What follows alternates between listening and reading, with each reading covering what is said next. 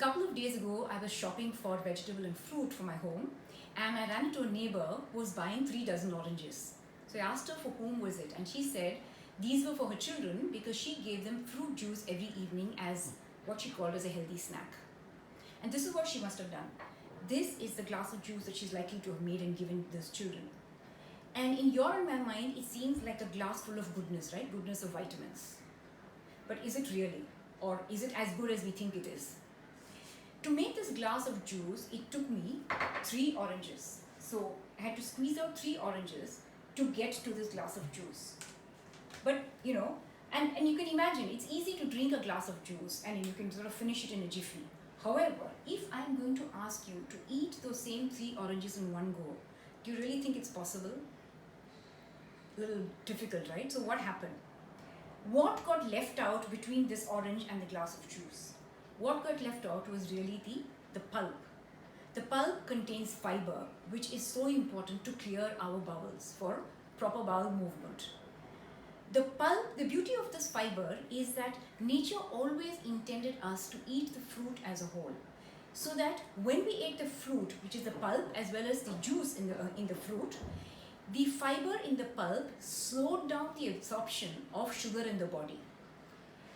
And when you take away that fiber, and just leave the juice behind or the sugar behind, can you imagine that sugar surge that's going to be happening in our body each time we have that glass of juice?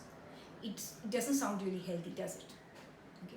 So what is getting left? So that's what we're leaving behind. All the fiber and the goodness of the fiber and the vitamins that's there in the pulp. Instead, we're causing this sugar surge. What instead are we keeping behind when we drink this glass of juice? This glass of juice is full of fruit sugar known as fructose. Fructose in the human body is processed by our liver.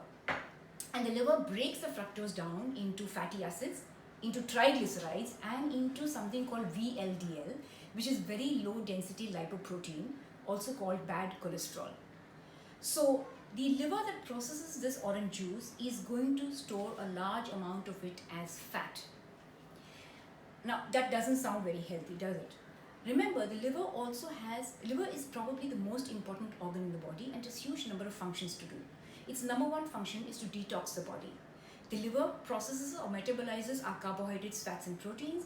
It stores important vitamins like A, D, E and K. It is a producer of cholesterol. It produces bile, which is needed to digest fat.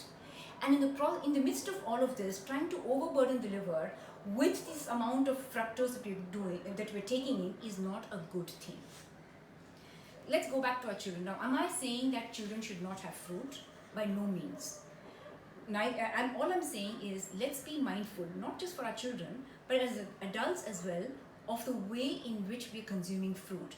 Fruit consumed in its whole form, the fruit, the pulp, is fantastic. Cut pieces of fruit to put in a smoothie is great. But fruit in the form of a juice is probably not so healthy.